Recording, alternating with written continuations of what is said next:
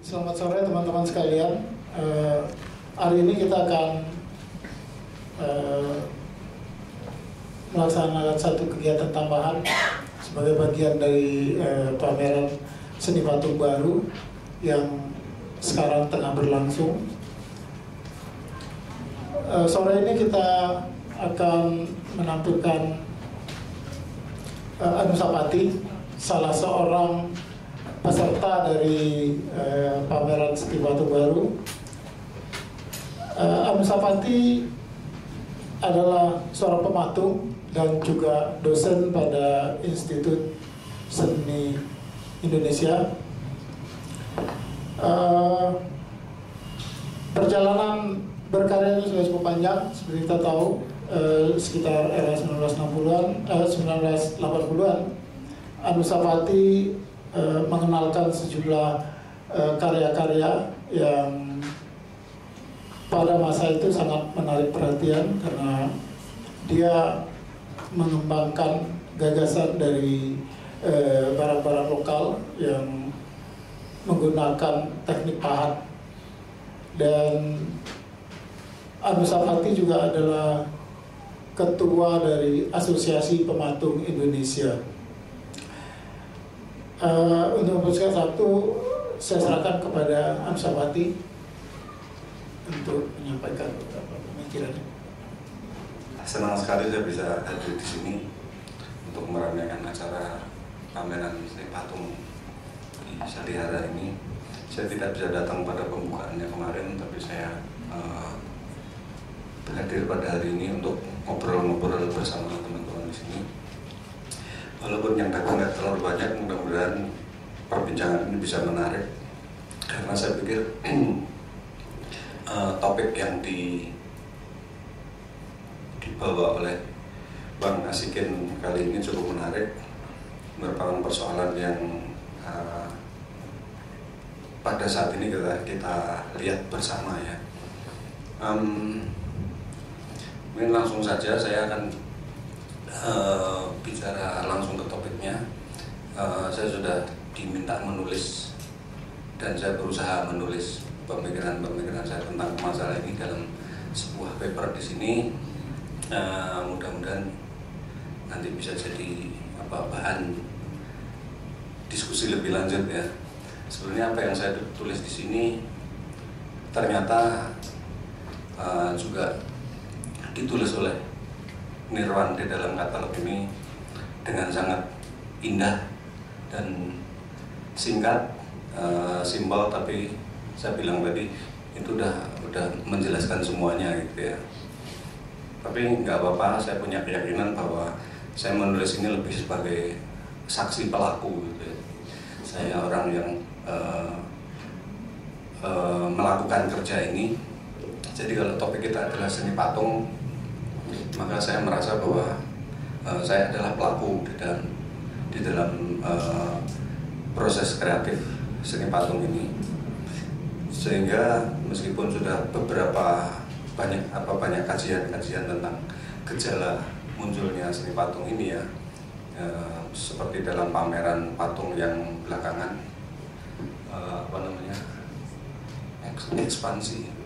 ekspansi yang di Galeri Nasional itu ada tulisannya Asmujo, ada tulisannya Bang Asikin. Tapi saya lihat semua itu kajian-kajian yang didasarkan pada teori-teori dan kajian-kajian dari penulis-penulis sebelumnya juga ya. Nah ini saya mungkin yang saya sampaikan di sini lebih berdasarkan pengalaman, sehingga mungkin agak bisa dilihat dari sudut yang berbeda ya. Oke, jadi seperti kita lihat gejala akhir-akhir ini di dalam seni rupa kita, bahwa muncul gejala para perupa yang menghasilkan karya-karya tiga dimensional dengan berbagai macam ragamnya ya. Ini sangat menarik. Kita melihat bahwa media tiga dimensional kemudian menjadi media yang sangat populer ya, baik itu oleh para senimannya maupun oleh para termasuk para kolektor ya, yang dulunya kolektor itu berpikir 10 kali untuk mengoleksi karya 3 dimensional termasuk patung, karena alasan praktis ingin nggak punya ruang dan sebagainya. Tapi sekarang ini justru karya-karya 3 dimensional lebih banyak diburu oleh para kolektor. Dan saja Mas Gun mungkin agak berbeda ya, karena tahun 92 itu sudah menyimpan karya saya. Waktu itu nggak ada orang beli, Mas Gun yang beli karya saya. Nah, sekarang ini 3 dimensional, kita lihat di art fair, di pameran-pameran karya 3 dimensional begitu seperti booming ya. Nah, ini oleh para pengamat termasuk Bang Asri di sini dikatakan sebagai gejala meluasnya batasan-batasan dari seni patung. Jadi seni patung dulu yang punya batasan-batasan yang jelas, kriteria yang jelas, sekarang ini sudah semakin meluas sehingga dalam perwujudannya semakin beragam gitu, mencakup berbagai macam media, berbagai macam bentuk dan macam-macam. Nah, dalam hal ini kemudian muncul persoalan apakah memang seni patung itu kemudian menjadi semakin terbuka ya, sehingga setiap orang bisa jadi pematung. Seperti kata Joseph Beuys yang dikutip Nirwan juga, everybody is an artist ya. Jadi sekarang ini gampang saja orang yang punya ide kemudian mewujudkan idenya itu melalui orang lain, dalam hal ini seorang artisan misalnya, untuk mewujudkan gagasannya itu kemudian menjadi sebuah karya seni yang diakui sebagai karya dari si pemilik ide itu. Di sini terjadi everybody is an artist. Nah, masalahnya kan kemudian jadi kelihatannya wah gampang sekali jadi pematung itu sekarang. Kalau kita punya ide dan kita bisa pergi ke seorang artisan, maka ide kita bisa menjadi seorang seniman gitu ya. Nah, dalam hal ini kemudian saya pribadi merasakan bahwa ada sesuatu yang kurang pada tempatnya, bahwa kemudian banyak karya-karya yang 3 dimensional itu begitu saja kategorikan sebagai karya patung gitu ya. Nah, sebetulnya bukan persoalan batasan atau kriteria apa sih patung itu, tapi sebetulnya saya merasa bahwa di dalam karya seni patung yang sebenarnya seni patung itu ada kualitas-kualitas tertentu yang tidak terdapat pada karya-karya 3 dimensi yang lain. Nah, sehingga kalau kita salah membacanya, maka kemudian orang bisa kehilangan atau kelewatan ya kualitas-kualitas tertentu yang ada dalam karya-karya yang berupa seni patung itu. Nah, ini yang saya kira menjadi permasalahan pertama ya. Nah, kalau dari dalam tulisan-tulisan itu oleh para pengamat itu yang mengatakan bahwa itu merupakan gejala dari perluasan media seni patung. Tadi seperti Rosalind Krauss yang mengatakan sculpture in the expanded field ya, atau patung itu sudah meluas sampai ke bentuk 3 dimensional apa saja. Maka kemudian saya justru mempertanyakan bahwa kemudian bukan persoalan batasannya, tapi sebenarnya kriteria itu ada di dalam sebuah media yang disebut seni patung ya. Jadi sekali kita menyebut seni patung, tentu saja itu sudah persoalan kriteria. Kalau kita bilang seni rupa kontemporer misalnya, itu maka bisa saja kita menunjuk pada gejala-gejala yang lebih luas. Tapi ketika kita menggunakan kata seni patung, maka kita sebetulnya sudah bicara kriteria, sudah bicara batasan. Nah, ini pula yang terjadi pada seni patung kontemporer Indonesia. Ya, bagi saya istilah seni patung kontemporer itu sendiri sudah mengandung kontradiksi ya. Di satu sisi istilah seni patung itu sendiri adalah satu kriteria, satu media seni rupa yang spesifik. Dia punya bersifat 3 dimensi, punya aspek keruangan, dia punya aspek material, dan ada aspek craftsmanship, di mana seorang seniman bekerja, membentuk, membuat sebuah karya. Nah, itu adalah karakter-karakter yang menjadi esensi dari media seni patung itu sendiri, kalau itu dibilang seni patung. Sedangkan istilah seni patung kontemporer ini saya anggap kontradiktif, karena di dalam pengertian kontemporer sendiri sekarang ini saya kira kontemporer itu sudah begitu terbuka ya. Seni kontemporer salah satunya dikatakan bahwa di dalam seni rupa kontemporer batasan-batasan itu tidak ada lagi. Jadi batasan-batasan media, apakah itu patung, apakah itu lukisan, apakah itu craft dan sebagainya, sudah tidak ada lagi. Nah, sehingga kalau seni patung kontemporer itu secara terminologis sebetulnya buat saya membingungkan kalau ada kontradiksi itu. Nah, jadi saya kira kalau kita bicara seni kontemporer, maka kita bicara tentang satu gejala yang lebih luas ya, bisa 3 dimensional, 2 dimensional dan sebagainya, yang mencakup semua perwujudan seni yang kontekstual pada saat ini. Tapi kalau kita bicara seni patung, maka tentu saja mau tidak mau di situ sudah ada batasan-batasan. Nah, sehingga kalau selama ini banyak dipertanyakan, masih pentingkah batasan seni patung itu? Kalau seseorang berkarya, apakah karya itu patung atau bukan? Itu memang sulit menjawabnya ya. Tapi bagi saya sebetulnya bukan itu persoalannya, bukan persoalannya apakah penting atau tidak. Tapi sekali lagi sebagai sebuah media seni rupa, seni patung itu sendiri kan punya karakteristik yang khas, dan kemudian dia punya kualitas-kualitas tertentu yang tidak ada pada media-media 3 dimensional yang lain. Nah, itu yang mestinya harus dikenali oleh ya kita semua, oleh penikmat seni ya, sehingga dia bisa mengenali semua kualitas-kualitas yang ada pada media itu. Nah, ketika media seni patung itu kemudian dibaurkan dengan media-media 3 dimensional yang lain, maka kemudian menurut saya akan muncul risiko bahwa terjadi salah pembacaan, gitu di istilah saya begitu ya. Nah, kira-kira seperti itu persoalan yang pertama ya. Kemudian persoalan yang kedua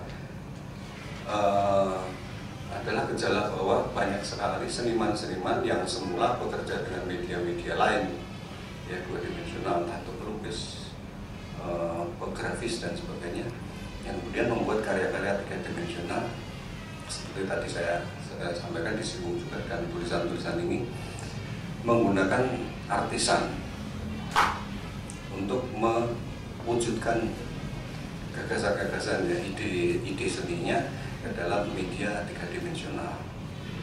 Nah, tentu saja ini sah-sah saja ya, tidak ada persoalan. Tapi kemudian yang muncul persoalan adalah ketika peran si artisan itu kemudian menjadi begitu besar ya, sehingga sehingga si artisan ini begitu menentukan hasil akhir dari karya itu. Ya, jadi sebagai contoh, mungkin seorang seniman yang punya ide, dia cuma berbekal sketsa ya, pakai sketsa kemudian diserahkan kepada seorang artisan ya, dan tanda kutip artisan yang memvisualkan karya ini.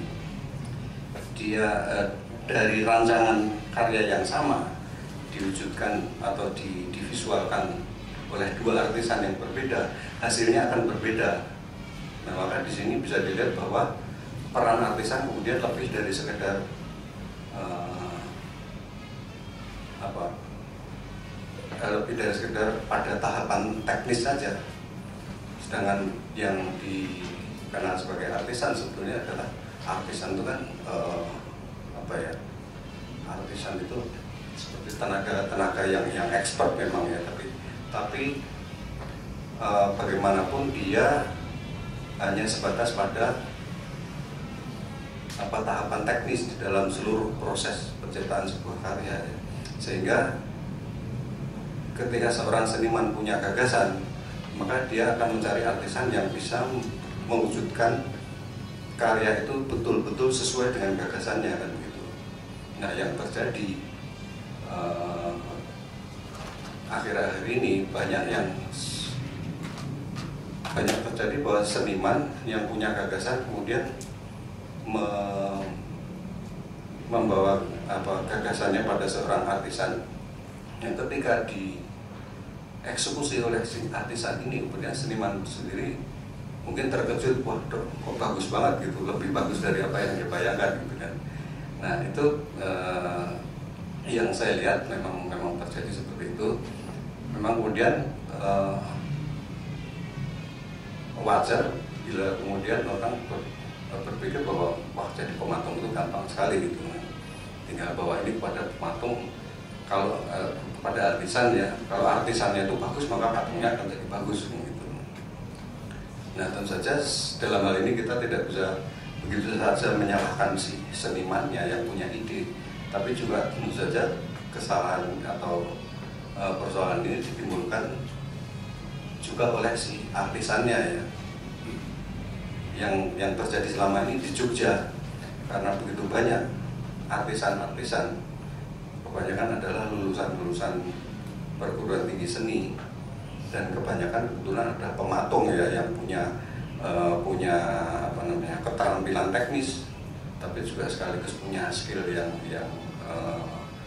bagus, sehingga mereka kemudian menjadi artisan dari seniman-seniman ini, meskipun pada prakteknya seperti saya katakan tadi, mereka akhirnya berperan lebih dari sekedar artisan, seringkali demikian.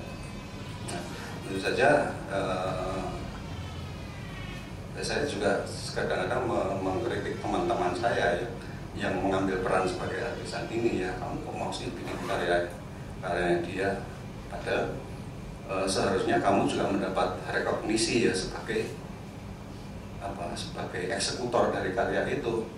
Kalau menurut saya ini adalah karya kolaborasi antara si pemilik ide dan kamu yang mewujudkan ini, karena karya jadi bagus karena tanganmu kan gitu.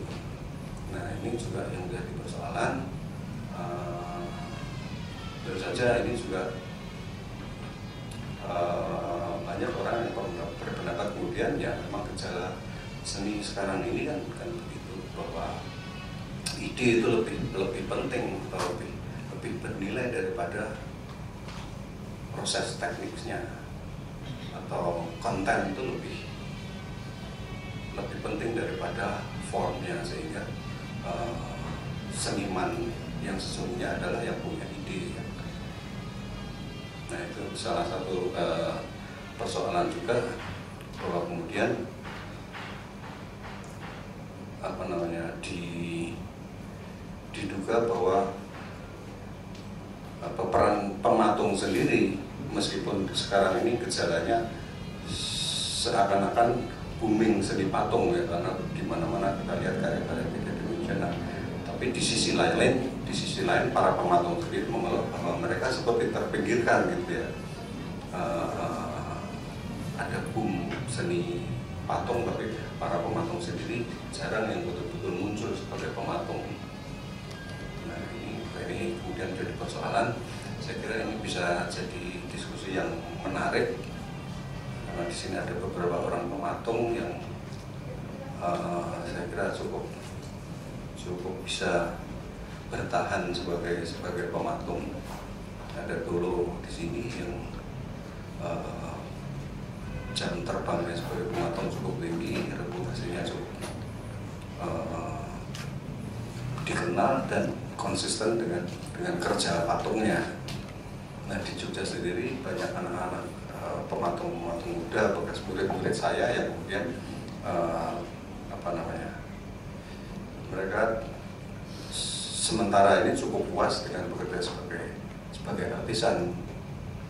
Di Jogja sendiri dikenal bahwa mau bikin patung ke Jogja, bukan hanya dari Jakarta, dari Bandung, tapi bahkan orang Singapura pun datang ke Jogja untuk bikin patung di sana menggunakan artisan Jogja. Nah, ini saya kira yang persoalan yang bisa jadi diskusi menarik. Apakah memang seperti itu kondisi yang seharusnya, atau ada sesuatu yang salah gitu ya. Saya kira intinya seperti itu. Apa yang saya tulis di sini dengan susah payah itu kurang lebih juga intinya seperti itu. Selanjutnya saya harap ini bisa jadi lontaran permasalahan yang bisa jadi bahan diskusi menarik pada sore hari ini. Begitu Bang Asikin. Terima kasih Anusapati.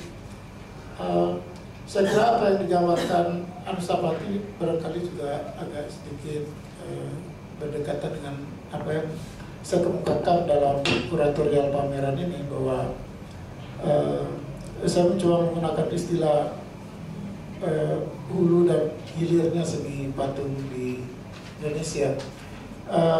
Apa yang saya maksud di hulu itu adalah para pematung yang dia sebagai pengide dan juga berlatar belakang seni patung, yang sehari-harinya juga bekerja sebagai pematung, dan dia juga mengawal idenya itu dengan pekerjaan di studio. Jadi persoalan teknis, persoalan artistik, persoalan gagasan, rupa. Dan yang dihilir adalah mereka yang sebenarnya tidak berlatar belakang seni patung, atau setidak-tidaknya tidak menjadikan seni patung sebagai kegiatan sehari-hari. Ya, seperti dikata-kata oleh Nusapati tadi, bahwa sekarang orang bisa saja dengan membuat sketsa dan kertas lalu menyerahkan begitu saja kepada artisan, dan artisanlah yang mengeksekusi itu. Artinya dia sama sekali tidak mengawal ide-ide tersebut. Dan memang diam-diam persoalan ini menjadi pergunjingan setidak-tidaknya di Jogja yang saya dengar gitu ya. Nah, pembicaraan Anusapati tadi barangkali yang bisa kita diskusikan dari sore ini, persoalan antara pekerjaan yang bicara pematung dan karya yang diciptakan oleh artisan. Ya, saya kira barangkali ada dari rekan-rekan yang mau menanggapi apa yang, atau melengkapi apa yang tadi dikemukakan oleh Anusapati. Silakan. Saya tertarik dengan istilah artisan itu. Tiba-tiba saya berpikir agak di liar, bagaimana kalau artisan itu diganti dengan wacana. Sebenarnya wacana itu maksudnya kurator, karena problemnya di situ. Saya mau kasih ilustrasi sedikit tentang sejarah yang ditulis juga sama Asikin, tentang seni rupa baru. Seni rupa baru itu muncul dengan pemicu yang sangat sederhana. Sebenarnya pemicunya adalah tidak setuju dengan keputusan juri. Itu simpel sekali. Tapi dampaknya sangat dahsyat untuk perkembangan seni rupa kita. Saya nggak melihat dampaknya setelah seni rupa belakangan ini, karena mereka nggak punya pemicu untuk jadi. Pemicunya adalah pasar, galeri. Jadi sebenarnya istilah artisan itu menarik, karena saya pikir anak-anak seni rupa baru itu ternyata mereka akhirnya hampir yang ini pemikir-pemikir yang seniman-senimannya itu menjadi kurator dan pengkritik seni. James Supangkat, Agus Darmawan, juga menulis-nulis juga FX dan Arsono. Saya melihatnya itu. Senang juga saya bisa ini tiba-tiba ini. Bagaimana tuh artisan kalau diganti? Bagaimana seniman tanpa kurator sekarang? Itu pertanyaan yang menarik untuk ini. Karena tiba-tiba seniman sudah tidak berwacana lagi.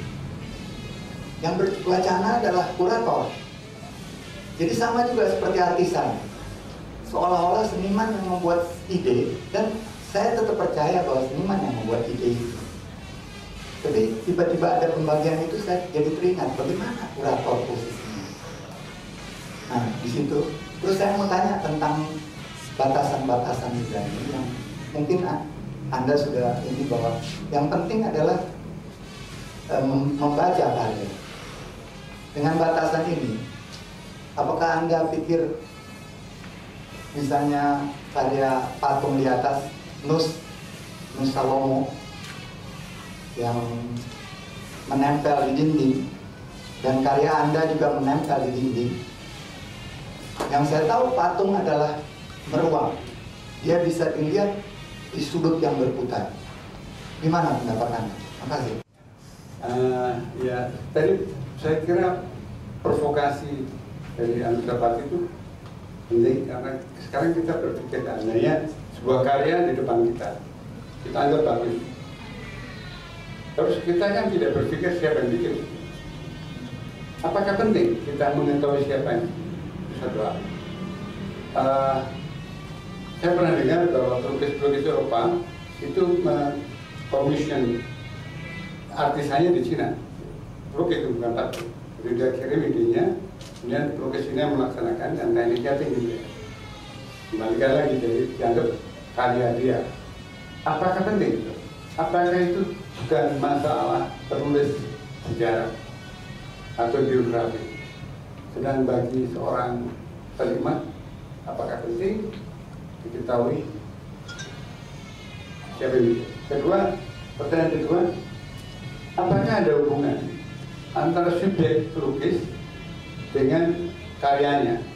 Apakah, karena kalau pelukis kan memang misalnya Avandi kan gaya pribadinya itu kan tidak bisa dipakai orang lain. Tapi dalam patung saya tidak tahu kalau bisa misalnya Edi Sunarso bikin desain, terus yang bikin siapa itu kan mungkin beberapa style seni rupa mungkin tidak membutuhkan personal style yang jelas, apalagi kalau ada semacam formula gitu. Jadi seberapa jauh sebenarnya seni patung, kalau barangkali ke anu seperti ada kayu, getaran tubuh itu membawa juga ide ke dalam karya. Tapi kalau misalnya orang lain mungkin tidak perlu getaran dari diri kita, katakanlah getaran mempengaruhi karya kita. Jadi satu, pertama, apakah perlu kita mengetahui siapa yang berkarya? Kedua, apakah apa sebetulnya pengaruh subjek pengarang, pematung atau perupa ke dalam karya itu? Esensial atau aksidental saja? Gitu aja. Nah, ini mungkin nggak bisa dijawab satu kali diskusi ya, tapi karena menyangkut beberapa pemikiran yang sudah berlangsung sekarang, everybody is an artist, ya nggak ada persoalan ya. Jadi konsep estetika yang berubah pun bisa terjadi. Ya. Terima kasih, saya coba menanggapi ya. Yang pertama, masalah artisan digantikan dengan wacana atau kurator. Itu mungkin menyangkut persoalan ini ya, bahwa kurator itu kemudian mengambil peran sebagai yang punya ide, sedangkan senimannya justru kemudian jadi semacam artisannya yang mengeksekusi idenya. Ya, saya pikir ya memang itu ada kecenderungan terjadi ya pada beberapa praktek seni rupa di sini di Indonesia, seperti di Jogja sendiri, yang saya lihat ada beberapa kurator yang kemudian juga saya kira mengambil peran yang terlalu jauh dan kemudian memanfaatkan seniman yang mungkin secara potensi artistiknya besar, tapi dia belum punya katakanlah bargaining position yang kuat, sehingga kurator itu seolah-olah ada kecenderungan memanfaatkan si seniman itu untuk merealisasikan gagasan-gagasannya. Nah, itu memang terjadi, dan itu memang sebenarnya satu hal yang aneh juga. Kalau saya melihat ada pameran seorang teman saya misalnya, kemudian tiba-tiba pameran tunggal dan karyanya mengejutkan saya, dan saya tahu bahwa ini bukan dia gitu kan. Kuratornya siapa? Kuratornya ini, oh pantesan gitu kan. Nah, jadi di sini memang terjadi hal semacam itu. Saya kira ini juga sangat tergantung pada posisi seniman itu sendiri, sejauh mana dia mau bertahan pada gagasan-gagasannya sendiri, dan sejauh mana dia mengakomodasi masukan-masukan dari seorang kurator. Karena seorang kurator memang punya peran, punya tugas untuk memberikan masukan-masukan pada seniman ini dalam batas-batas tertentu ya, untuk mewujudkan sebuah pameran. Karena memang kalau sudah jadi sebuah format pameran, maka memang di situ ada peran kurator dan ada peran senimannya yang menghasilkan karya-karya. Tapi ya sekali lagi memang ada peran masing-masing yang mestinya seimbang gitu ya, antara seniman dan kurator. Jadi begitu kira-kira, memang ada kecenderungan kadang-kadang terjadi hal-hal seperti itu. Nah, kemudian yang Mas Gun, tadi ada masih tentang, tadi Dodo itu kan menjelaskan tentang membandingkan dengan gerakan seni rupa baru. Oh iya. Gerakan seni rupa baru, saya kira mungkin ini ada hubungannya juga dengan Mas Gun tadi mengenai seberapa jauh hubungan antara subjek karya itu dengan senimannya gitu ya. Jadi kalau kita lihat ini sebagai gejala di dalam perkembangan seni rupa sekarang ya, bahwa ide itu kemudian menjadi lebih penting kan ya. Seperti saya katakan tadi, konten itu menjadi lebih dominan dibandingkan dengan formnya sendiri. Ini bertolak belakang atau berbeda dengan paham-paham sebelumnya di dalam modernisme itu, bahwa subjek seniman itu begitu penting, seperti dalam ekspresionisme, abstrak ekspresionisme Amerika itu ya, di tahun berapa, 60-an, 50-an, ketika brush stroke atau sapuan kuas seorang Robert Motherwell, atau cipratan cat dari seorang Jackson Pollock, itu begitu bernilai. Maka yang sekarang ini kebalikannya, justru itu tidak bernilai, yang bernilai adalah gagasan-gagasannya. Nah, maka itu dua kutub yang ekstrem ya. Yang satu begitu saktinya seorang seniman sehingga setiap gerakan tubuhnya itu menjadi bernilai. Di sisi lain seperti halnya ready made, seperti sebelumnya sudah dilontarkan oleh Marcel Duchamp di zaman Dada itu ya, bahwa dia kan menolak itu sebetulnya. Dia menghadirkan sebuah benda jadi ready made itu yang sama sekali tidak ada sentuhan tangan seniman. Itu saya kira dua kutub yang ekstrem. Nah, dalam hal ini tentu saja mana yang bernilai sulit untuk dijawab ya, tapi saya kira inilah yang kemudian membedakan ya, menurut saya ya secara sederhana, inilah yang kemudian membedakan antara yang seni patung dan yang bukan, kalau kita ngomong mencari perbedaan atau pemisahan ya. Nah, sehingga ketika kita berhadapan dengan seni patung, maka mau tidak mau kita akan membaca semua aspek-aspek, semua vocabulary yang ada di dalam seni patung itu, termasuk di dalamnya adalah mungkin sentuhan tangan senimannya dan sebagainya, mungkin ya. Prosesnya, bagaimana seorang seniman menghayati proses itu, bagaimana seniman punya empati yang dalam terhadap materialnya dan sebagainya. Nah, di dalam karya-karya seni patung yang kalau mau dikategorikan seni patung, hal-hal itu ada gitu, dan itu kan sayang kalau terlewatkan. Sedangkan dalam karya-karya 3 dimensi yang lainnya, saya katakan hal-hal itu tidak ada karena memang tidak dianggap penting. Yang penting adalah wujud, ya, seperti karya-karya 3 dimensional yang sekarang, terutama yang istilahnya commodity sculpture.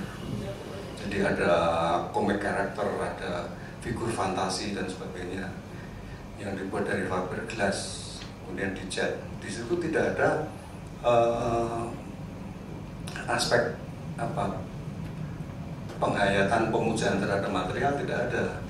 Karena memang pada kenyataannya seperti saya sudah pada awalnya saya heran bahwa seorang teman saya misalnya yang seorang pelukis kemudian mau bikin patung, saya mau bikin patung kayak gini, ini bahannya yang cocok apa? Dia bilang kalau ini ya sebenarnya logam misalnya, kemudian dia bilang logam mahal, ya udah fiberglass aja. Artinya tidak ada pertimbangan-pertimbangan yang mendalam terhadap material selain pertimbangan pragmatis, ya. Ini yang mana yang gampang, mana yang ya karena memang bagi dia tidak penting. Tapi bagi seorang seniman, dia tidak akan berpikir seperti itu. Dia memilih material dari awal, dia sudah punya keyakinan bahwa ini karya ini dulu misalnya karya ini ya, akan saya bikin perunggu misalnya gitu ya. Kalau kemudian diganti material lain ya itu udah beda lagi gitu. Kalau pakai material lain ya bentuknya akan lain gitu, nggak seperti ini kan gitu ya. Nah disitulah yang saya katakan perbedaannya ya. Jadi bukan persoalan mana yang lebih bernilai atau mana yang lebih bagus, tapi memang ada hal yang berbeda sehingga menuntut pembacaan yang berbeda juga. Kalau kita melihat yang patung dan yang bukan patung dengan cara yang sama, maka kita akan kelewatan banyak hal gitu. Dan itu sayang sekali bahwa hal-hal atau aspek-aspek yang esensial di dalam apa yang disebut seni patung itu kemudian tidak terbaca gitu. Kira-kira seperti itu Mas Bim yang bisa saya jawab, apalagi tadi Mas Bim ya. Nah, kira-kira itu ya. Terima kasih. Ada pertanyaan Dodo tadi. Seni patung yang nempel di dinding. Oh ya, yang Nusalomo itu ya. Saya kira ya itu memang sulit ya kalau berdasarkan persoalan meruang dan tidak meruang. Itu memang di dalam seni ruang modern itu seperti saya katakan di sini juga batasan-batasan itu begitu rigid dan begitu mutlak ya. Seperti halnya kalau patung itu harus bisa dilihat secara berkeliling. Kalau dia hanya menghadap ke satu sisi itu bukan patung atau itu kurang lengkap. Itu juga material misalnya. Kalau kayu itu ya jangan dicat. Kalau dicat ya, itu kan zaman dulu kan ada kecenderungan gitu ya. Seperti dosa kalau mengecat sebuah patung kayu, karena kayu itu punya karakter sendiri, dia tidak boleh ditutup dengan cat itu misalnya seperti itu ya.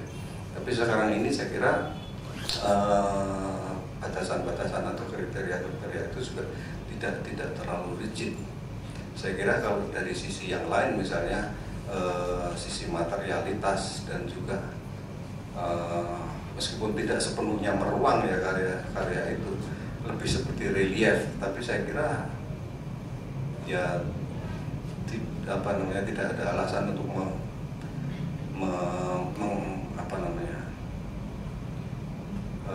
menyebut itu bukan karya patung gitu. Saya kira itu masih dalam konteks kebentukan ya, dari satu sisi mengolah kebentukan sehingga ya memang nggak ada salahnya itu dicampurkan dengan karya-karya seni patung yang lain. Kira-kira begitu, Mas Dado.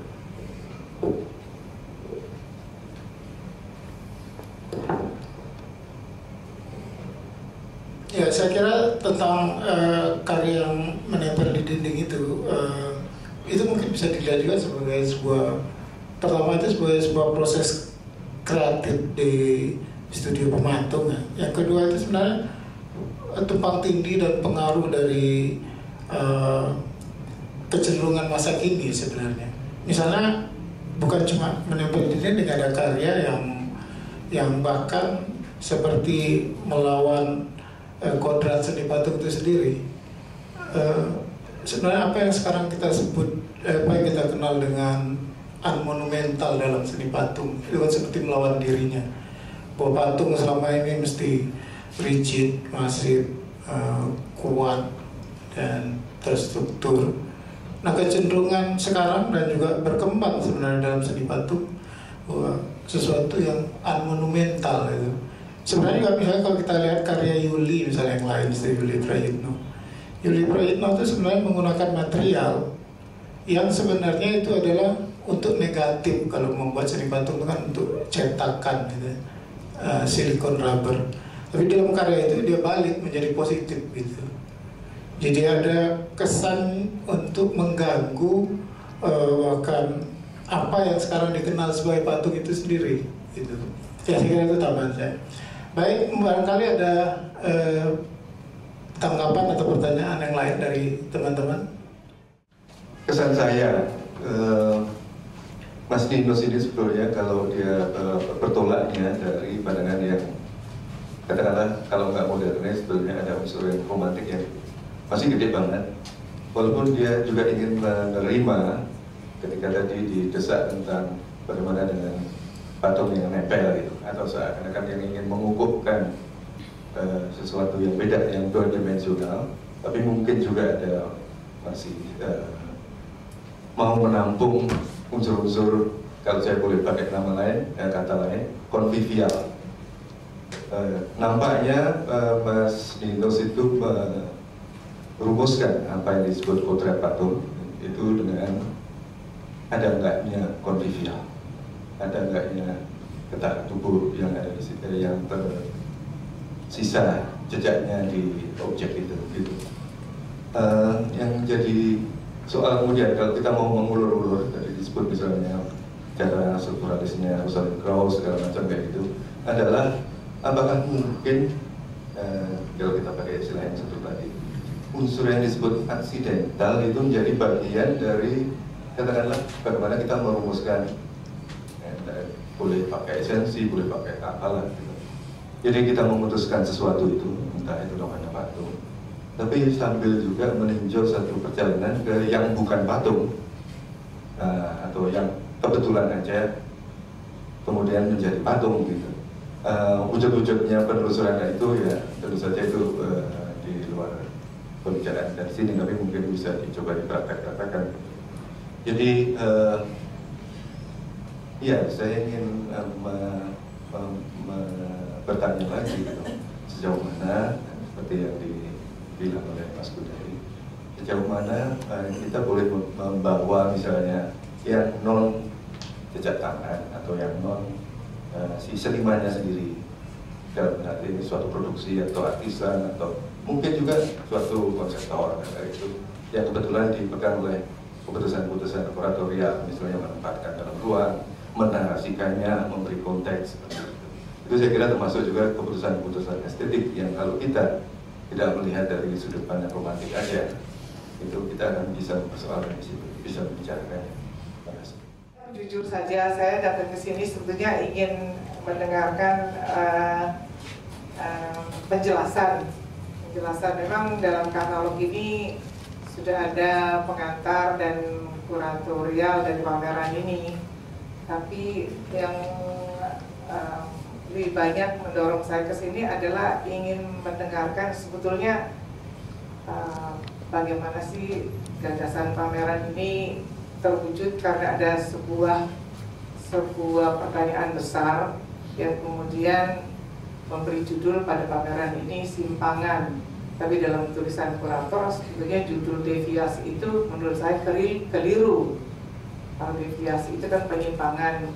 Kalau kita mau membicarakan penyimpangan, tentu kita harus membicarakan apa yang benar, apa yang terjadi dalam penyimpangan itu.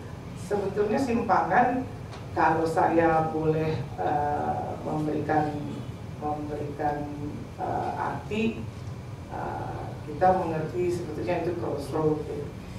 Nah, kalau melihat kemajuan seni patung Indonesia memang ada di situ, bagaimana kita membuat formulasinya sehingga kita semua bisa paham pada sebuah pemetaan kita ini sebetulnya ada di mana, dan dalam persimpangan itu kemudian kita bisa melakukan berbagai imajinasi akan menuju kemana kemajuan seni patung Indonesia. Itu yang pertama, yaitu garis besar dari mengapa saya ada di sini sore ini. Nah, dari pembicaraan yang sudah ada ini, memang ada beberapa pertanyaan yang saya pikir sudah basi, tapi bolehlah kita mengulang kembali.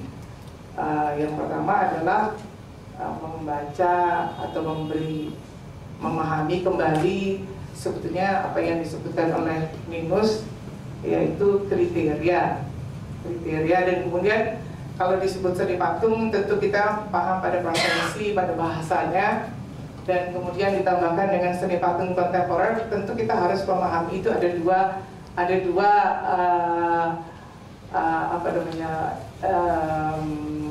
etimologi kata yang berbeda gitu.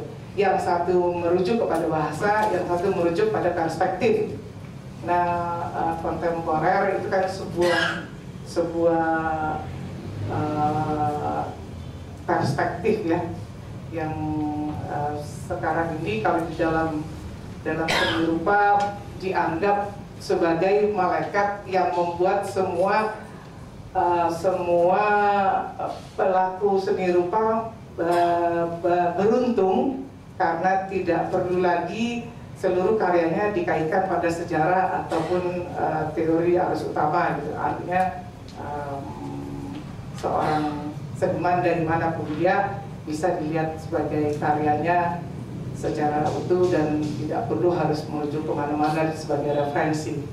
Nah, itu yang pertama. Yang kedua, kalau dari Mas Gun, saya sebetulnya juga sering berpikir bahwa sebuah karya itu seperti juga barangkali di sastra, saya lupa siapa yang mengatakan itu di Author is Dead ya. Ada benarnya bahwa setiap siapapun yang berhadapan dengan karya seni, yang pertama kali adalah apakah orang yang melihat itu mampu berdiri di depan karya itu begitu lama dan memperhatikan, mencoba memanggil seluruh asosiasinya berdasarkan pengalaman visualnya, dan kemudian memutuskan pada dia bahwa karya ini ada artinya buat dia. Nah, kemudian membaca siapa namanya itu apresiasi yang lebih lanjut. Itu yang kedua yang saya mau terangkan. Yang ketiga adalah mengenai soal artisan ya.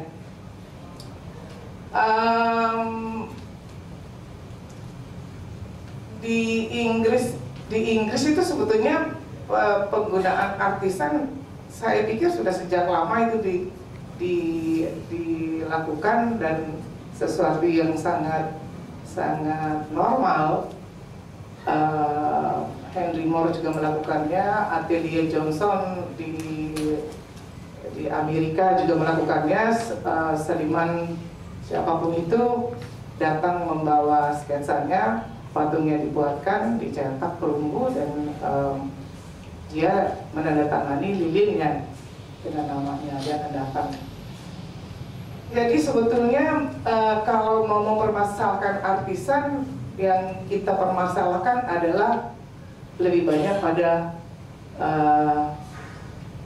beberapa aspek yang bisa dibicarakan kalau kita menggunakan artisan ya. Yang pertama, seorang seniman yang menggunakan artisan tentu dia memilih menggunakan itu. Saya pikir ada kaitannya dengan dia sudah punya nama atau tidak. Karena dengan begitu alat produksi tidak lagi menjadi penting, tidak harus dia, karena dia sudah punya nama. Nah, yang kedua, seorang seniman yang memang percaya bahwa setiap material itu selalu sampai ke akhir akan tetap melakukan dialog pada penciptanya dan melahirkan proses kreatif yang tidak berkesudahan dan tetap sampai akhir akan seperti itu, dia tentu barangkali berpikir 2 kali untuk menggunakan artisan, karena menurut dia nilai itu sangat penting sebagai ekspresi yang memperlihatkan dia siapa. Nah, yang memperlihatkan dia siapa ini sebetulnya inilah yang membuat orang mengenal ciri-ciri khas seorang seniman. Pertaruhan yang sudah bertahun-tahun, sama seperti seorang sastrawan yang menggunakan bahasa yang kemudian menjadi ciri khasnya, berbicara. Kalau umpamanya kita melihat lebih jauh dari seluruh permasalahan yang kita bicarakan ini, tentu kita akan kembali melihat bagaimana kurikulum seni rupa, bagaimana pendidikan mengantisipasi semua permasalahan yang kita bicarakan ini.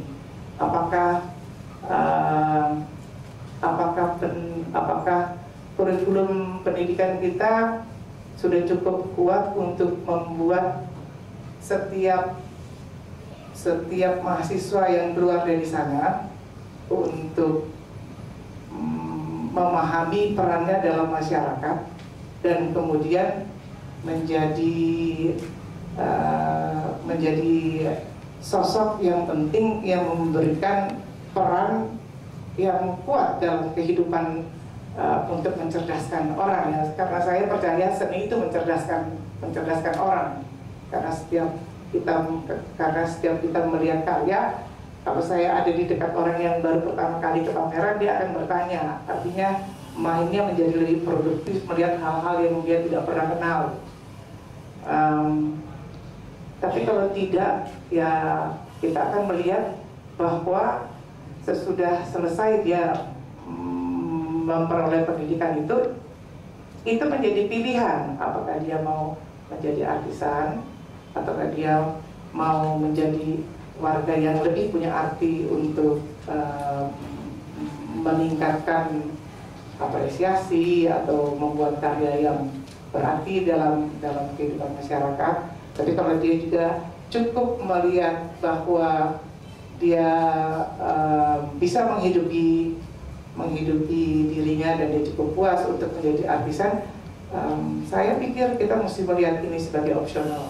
Kalau kita mempermasalahkan bahwa artis menggunakan mereka untuk keberuntungan mereka dan untuk nama mereka, itu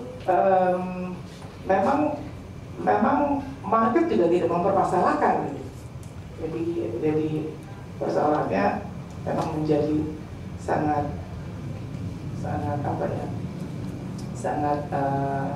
apa istilahnya, untuk berkelindan sebagai masalah.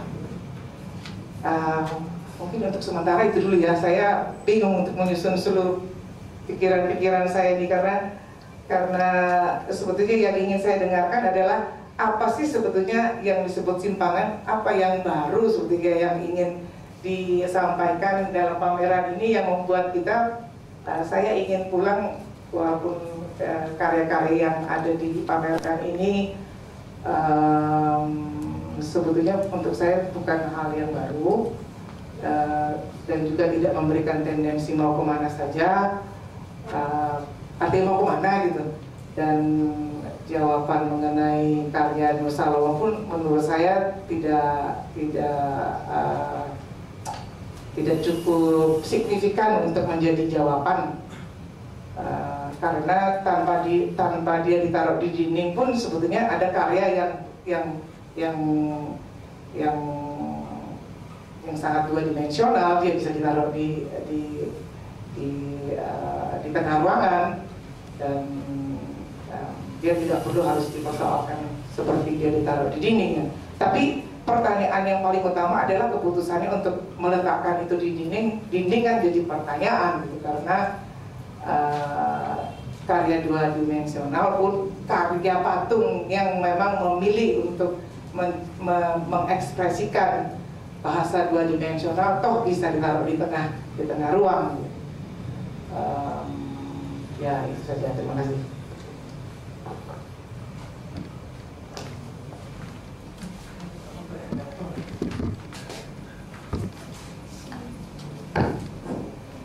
kira pertanyaan yang pertama tadi ditujukan ke kurator ya. Ya sebenarnya sederhana saja, bahwa pertama saya melihat seni rupa kontemporer ini kan dengan semangat enigmatis sudah terlalu lama, dan dia sudah menjadi sebuah kapal yang besar di mana banyak orang masuk di dalamnya, yang jelas yang tidak jelas, dan berkerumun itu di dalam. Yang terakhir adalah ketika pameran ekspansi misalnya. Pameran ekspansi itu ditandai sebagai pameran seni patung kontemporer, seperti itu. Dan memang orang diantar pada satu pertanyaan yang mungkin nggak bisa dijelaskan. Ada karya patung yang hanya bentuknya tulisan di dinding misalnya. Ada karya patung hanya rangkaian bunga, ucapan itu diantarkan ke tempat pameran misalnya kayak begitu. Nah, saya kira dominasi dan kecenderungan yang sudah terlalu lama di seni rupa kontemporer itu sudah mengantar pada satu dekadensi artistik saya kira. Problem artistik itu benar-benar sebagian itu hampir dihilangkan benar di situ. Nah, sementara di sisi yang lain ada seni patung yang telah dibangun sekian lama dengan konvensi yang sudah begitu kuat dan baik saya kira. Dan dia juga ada bagian di dalam kapal besar itu. Nah, pameran ini sebenarnya mencoba menarik kembali mereka yang sebenarnya tidak sepenuhnya melihat semangat apapun boleh, apapun oke itu sebagai sebuah karya. Dan saya mengambil sampel itu 14 orang ini gitu. Mereka yang masih percaya pada problem-problem teknik, mereka masih percaya pada pentingnya eksplorasi media, mereka yang masih percaya dengan aspek artistik gitu. Dan dari 14 orang ini adalah sampel, saya katakan. Saya mencoba untuk melemparkan ini sebagai sebuah persoalan kita, bahwa sebenarnya sudah terlalu lama anything goes itu, dan saya kira saatnya kita bertanya gitu dengan seni rupa kontemporer itu, dan dalam hal yang lebih kecil lagi adalah seni patung kontemporer. Saya kira sudah sepatutnya sekarang kita mulai bertanya kembali. Sebenarnya itu yang mau saya lemparkan di dalam pameran ini, gitu. Saya kira itu. Ya selebihnya barangkali Nusafati.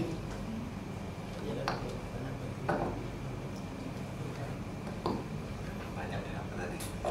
Mungkin yang artisan dulu ya. Nah, ini. Ya memang kita tahu bahwa artisan itu sudah digunakan sejak lama ya, dan saya kira memang nggak ada persoalan, karena di dalam patung sendiri khususnya persoalan teknis itu begitu rumit dan begitu berat ya, sehingga hampir tidak mungkin selalu seniman bekerja sendirian gitu. Tapi saya kira persoalan artisan itu seperti saya katakan tadi, selama dia berperan pada tahap teknis dan itu tentunya sepenuhnya di bawah kontrol si seniman yang punya ide, maka itu nggak ada masalah ya. Saya kira seperti misalnya pembesaran seperti Henry Moore, saya kira dia buat model kemudian dibesarkan, dan di pembesarannya itu seluruhnya oleh seorang artisan. Nah itu namanya artisan. Tapi yang saya katakan tadi yang menjadi persoalan adalah bahwa artisan ini kemudian menentukan juga hasil akhir karya itu secara bukan hanya teknis tapi juga secara estetis. Si artisan itu turut berperan, kan itu yang jadi masalah, sehingga karya itu sebenarnya bukan lagi sepenuhnya karya si seniman yang punya ide, padahal yang mendapat rekognisinya adalah si senimannya, termasuk juga yang mendapat keuntungan apapun itu semua adalah pada senimannya. Ya apa yang terjadi selama ini kan banyak demikian ya, apalagi di Jogja itu begitu banyak talent orang-orang yang terampil, punya kemampuan yang tinggi, tapi mereka begitu low profile dan nerimo itu. Mereka nggak masalah, yang penting kan mereka bayar lunas dan sebagainya ya. Kadang-kadang seperti itu. Nah, sebenarnya hal ini yang kadang-kadang saya sayangkan pada beberapa orang yang sebenarnya punya potensi besar. Ini saya kira ini sorry ya, seorang murid saya menjadi anak buahnya Mbak Dulu ya. Nah, dia seorang yang potensial dan saya selalu katakan dari awal saya katakan bahwa kamu timba ilmu sebanyak-banyaknya dari dulu gitu. Kalau kamu kerja sama dia sebagai apprentice ya. Kamu magang sama dulu, kamu timba sebanyak-banyaknya, tapi kamu sendiri harus tetap berkarya gitu. Karena saya terus terang melihat potensi dia dan saya cukup banyak berharap dari dia. Nah, itu yang dia lakukan saya kira. Saya dengar dia sedang mempersiapkan pameran dan sebagainya. Ya, itu harapan saya. Nah, kaitannya dengan kurikulum pendidikan kita, saya sendiri juga nggak tahu ya. Mungkin ada benarnya bahwa kurikulum pendidikan yang sekarang ini karena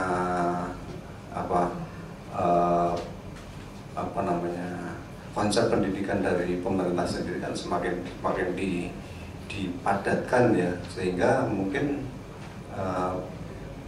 pendidikan tinggi seni di Indonesia ini menjadi semakin mengarah pada pragmatisme ya. Jadi ya memang mungkin ada benarnya bahwa kemudian lulusan-lulusan perguruan tinggi itu lebih berpikir pragmatis seperti itu, kurang mendapatkan porsi pada sisi pemikiran-pemikiran idealisme, kesenimanan dan sebagainya ya. Oke, mungkin itu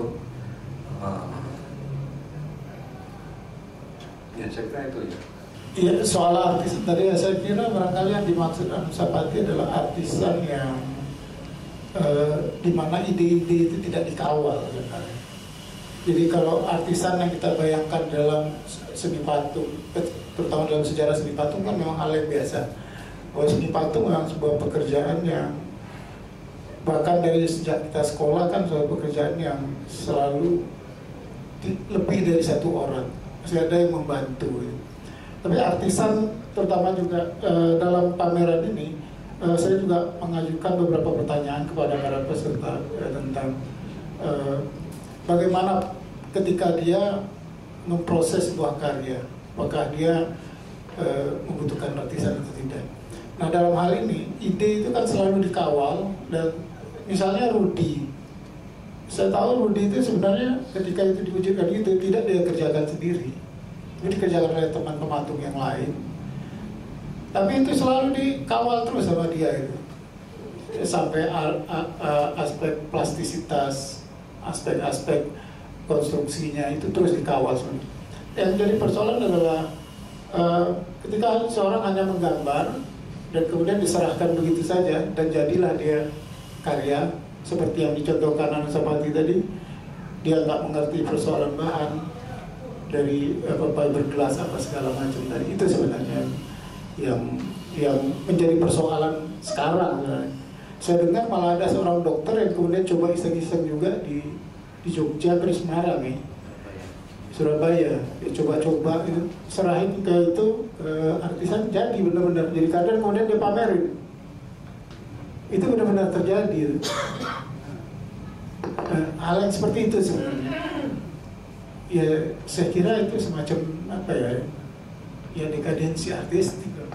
Mungkin yang kita bisa omongkan itu adalah kualitas patungnya sendiri itu apakah selalu harus melekat kepada anak-anak otoritas, entah itu pematung, entah itu dari, entah itu kritikus kreator. Apa kadang-kadang juga bisa ya mana yang dicita-citakan oleh atau yang disebut oleh Ustaz Miros. Dan dalam situasi seperti itu kita nggak bisa lagi ngomong soal dekadensi. Jadi ada kualitas patung yang mungkin juga itu beberapa dikumpulkan di pameran sama-sama seperti sekarang di PT Kebun itu ada pameran boneka hasil dari workshop misalnya. Bonekanya pasti bukan boneka nasional, tapi tekniknya teknik yang sangat sederhana dan itu bisa dimengerti oleh kita yang ada di hiburan. Jadi saya pikir kita perlu juga ngomong soal kualitas patung sebagai sesuatu entitas dan sebagainya. Ya, saya kira kalau bicara kualitas atau aspek-aspek yang dalam sebuah karya itu memang sangat kompleks ya. Cuman masalahnya kadang-kadang ada karya-karya yang memang sebetulnya punya kualitas-kualitas yang sifatnya lebih spesifik, lebih personal gitu ya.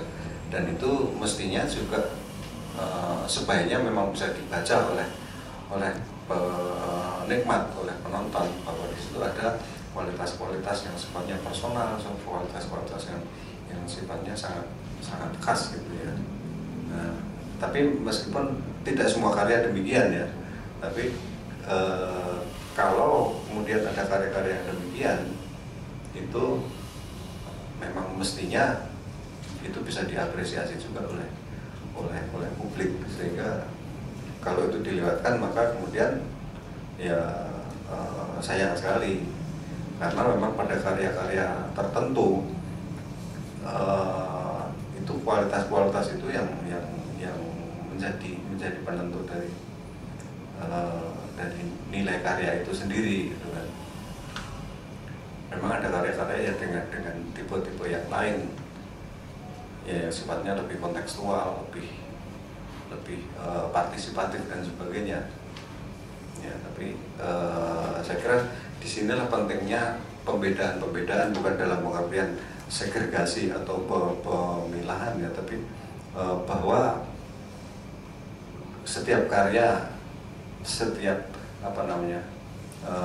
jenis karya itu memang punya spesifikasi, punya karakter-karakter tertentu yang memerlukan pembacaan yang berbeda juga. Itu saya kira yang penting ya. Disinilah pentingnya sebuah pameran, pentingnya peran kurator saya kira untuk memilah dan menjelaskan semuanya itu sesuai dengan konteksnya dan kekhasannya masing-masing. Kira-kira begitu.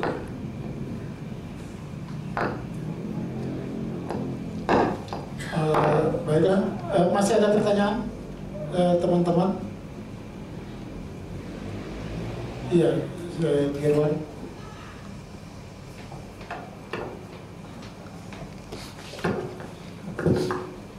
Tadi itu saya ingin memberi catatan kaki saja, mungkin ini bukan pertanyaan ya.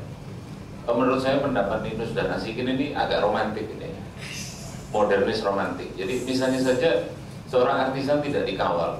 Kalau saya seorang pematung dan memang konsep saya begitu kan nggak apa-apa juga. Mungkin saya merindukan permutasi atau metamorfosis dari ide-ide saya sehingga hasilnya adalah sesuatu yang tidak bisa dikontrol sama sekali dan memang saya tidak ingin mengontrolnya. Nah, dalam hal ini kan kita bisa punya dua pilihan. Saya seorang pematung atau saya bukan pematung, gitu kan? Lalu ketika patung itu dibaca orang lain, katakanlah oleh kritikus semacam Asikin akan membaca dulu dia saya orang pematung atau bukan. Padahal sebenarnya karya itu sebenarnya kalau dihasilkan pun tidak oleh seorang pematung, karya itu bisa lolos begitu saja kan? Karena memang konsepnya begitu. Jadi memang dekaden gitu, dan memang tujuannya dekaden. Jadi ya seperti Duchamp lah. Duchamp itu kan dekaden sekali itu. Dia taruh tempat kita pipis terus dikasih tanda tangan begitu kan, sama aja itu. Cuma sekarang itu terjadi sekarang. Lebih kompleks sedikit karena saya punya konsep melulu konsep, dan memang saya ingin meledek seni rupa atau seni rupa tinggi yang jiwa ketok itu, yang semuanya itu kelihatan cap jarinya. Nah, konsep saya adalah saya ingin berkarya dan karya saya itu memang tidak saya kontrol, jadinya adalah seperti itu satu. Itu kan memang dekaden karya saya dan tujuannya memang dekaden. Terus yang kedua lagi sebenarnya karya yang tidak dikontrol oleh senimannya itu apa ketahuan? Jeff Koons itu bagaimana misalnya? Apakah Ninus menyatakan sikap tidak setuju terhadap Jeff Koons atau Agus Wage misalnya? Saya kepingin lebih jelas gitu loh. Bagaimana sebenarnya karya yang tidak mengandung sama sekali jejak senimannya itu yang seperti apa? Contohnya Jeff Koons, Anies Kapoor, Agus Wage yang bikin patung padahal dia pelukis dan tidak dianggap pematung mungkin gitu. Atau seperti Teguh Ostenrik yang dari rongsokan mobil membuat patung-patung instalasi. Apakah itu juga sesuatu yang tidak punya ciri patung sama sekali, semata-mata karena memang tidak mengandung cap jari dari seniman? Itu pertanyaan. Yang kedua, memang benar juga ya. Kalau mungkin saya dalam posisi yang romantik ya, lebih saya katakan, saya selalu menyebut golongan saya seperti dulu saya pematung sejati, bukan dalam pengertian lebih bagus dari yang tidak sejati ya, dalam pengertian ya memang bisanya cuma itu gitu. Seperti saya bisanya ya bikin patung, saya melukis nggak bisa. Artinya ketika saya berproses kreatif, maka jalan pikiran saya adalah jalan pikiran patung gitu, dengan segala kompleksitasnya itu tadi. Nah, jadi ya memang mungkin kalau itu dianggap romantik ya mungkin seperti itu ya.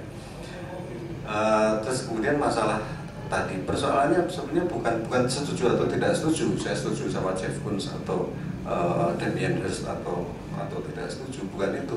Tapi saya hanya menyatakan bahwa ada perbedaan, sehingga ketika kita menyadari perbedaan itu, kita akan membacanya secara berbeda juga.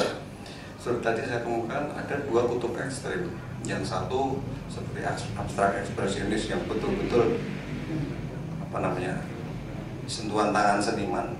Yang kutub ekstrem yang lainnya adalah ready made misalnya, betul-betul hanya memilih objek kemudian menampilkannya, sama sekali tidak ada sentuhan tangan seniman.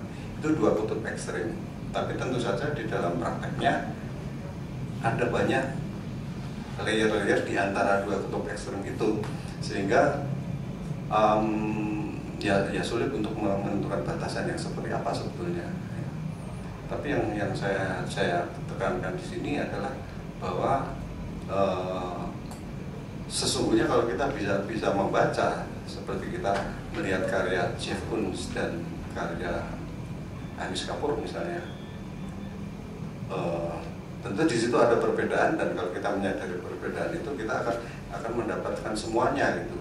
Kalau kita melihat karyanya Damien Hirst itu dengan cara seperti ini, kita nggak akan mencari sentuhan tangan, kita nggak akan mencari persoalan estetika bentuk dan sebagainya.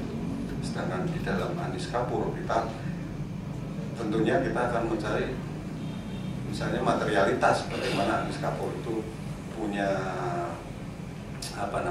penghayatan yang sangat intens terhadap material yang diolahnya misalnya. Nah, dengan demikian maka kita akan mendapatkan semuanya itu. Kalau kita menyamakan dalam membaca dengan cara yang sama, maka kemudian kita akan missing banyak hal gitu. Saya kira itu dari persoalan, bukan persoalan tidak setuju atau tidak setuju, pematung atau bukan pematung, tapi saya kira itu dari karya-karyanya kita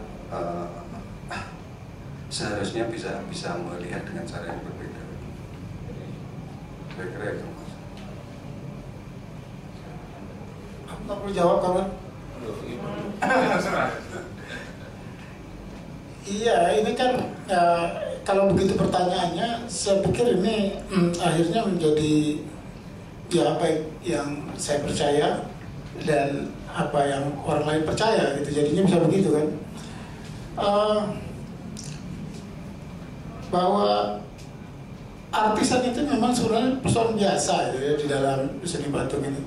Kalau misalnya tadi dicontohkan Anies Kapoor misalnya, saya sendiri pernah lihat pameran Anies Kapoor gitu ya, dan itu memang ketika disiapkan pameran itu, Anies Kapoor memang nggak ada di situ. Misalnya ada karya dia yang terbuat dari bubuk sembayangnya orang India itu asistennya semua yang bikin. Sudah ada petunjuknya, dia diatur di ruang pameran. Anies Kapoor cuma datang belakangan aja. kurang tinggi gitu aja dia ngomongnya gitu. Dan ya saya kira keyakinan saya tetap seperti itu, bahwa kapal itu jangan sampai tenggelam ya, karena terlalu banyak yang dekaden di dalamnya gitu loh.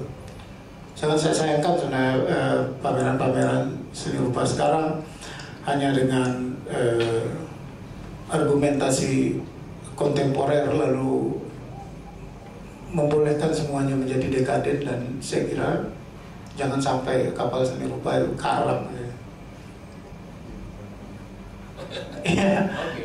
Saya kira itu soal keyakinan saya kira ya nanti. Kalau menurut saya sebetulnya mungkin masalah kita bukan membicarakan dekadensi moral dalam penciptaan ya. Dekadensi artistik. No. Saya pikir itu bukan pilihan kata yang baik untuk kita sertakan dalam diskusi ini.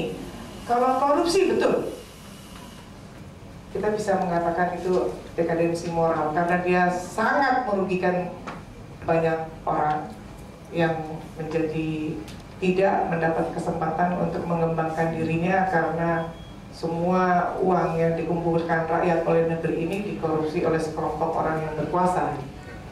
Nah, kalau di radar penciptaan seni, sebetulnya yang saya khawatirkan adalah apakah kualitas ekspresi yang mengutamakan harkat dari objek atau art atau penciptaan adalah bahasa, kemudian dia tidak bisa mewakili sebuah kepedulian zamannya.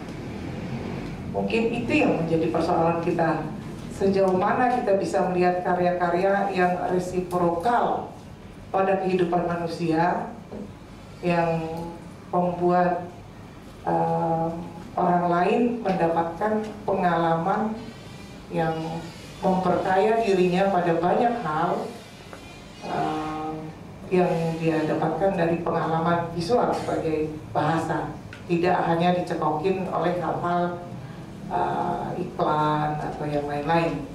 Nah, ini kan kembali pada pendidikan kita, kebijakannya ada atau tidak melihat fungsi kesenian dalam pendidikan dan fungsi semua seniman, baik sastrawan, baik ini dalam menyehatkan masyarakat dalam arti ketiga menyehatkannya.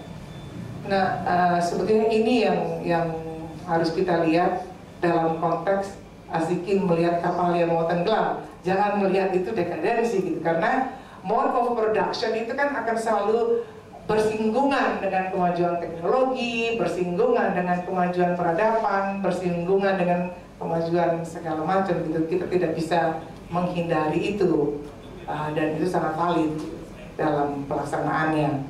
Apakah pendidikan seni rupa compliance pada sebuah perjalanan praksis di luar pendidikan? Itu pertanyaan besar.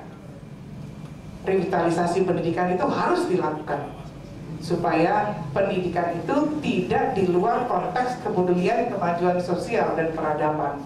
Jangan ya kemudian tidak memberikan arti pada eksistensinya sebagai karya yang diciptakan oleh anggota masyarakat. Sebetulnya itu yang harus kita bicarakan, kualitas seperti apa sih yang kita lihat sekarang, bagaimana kita memetakan kecenderungan yang sekarang ini, yang saya pikir itu akan kita bicarakan melalui pameran 14 yang dipilih ini. Tentu akan bersinggungan dengan peran kurator dan fungsinya. Kalau secara sederhana kan sebetulnya bahwa pemerhati seni rupa yang menulis kritik siapapun itu dia memajukan beberapa beberapa pendapat tentang karya atau apapun itu tanpa harus ada pameran. Tapi ketika ada pameran dan kemudian kita sudah menerima kehadiran kurator, fungsinya sebetulnya harus mampu membaca ulang, seperti dia bukan hanya menjembatani tetapi memberikan perspektif barangkali yang lebih banyak pada pembacaan ekspresi visual dalam berbagai disiplin ekspresi, baik di tari, di apapun itu. Nah, kita mungkin terlanjur melihat peran kurator begitu besar sampai bisa mendikte seniman. Itu saja barangkali yang mesti kita cermati, bahwa kurator ini kan kalau mau dilihat ya nggak ada karya ya dia tidak bisa ngapa-ngapain, tidak ada pameran gitu.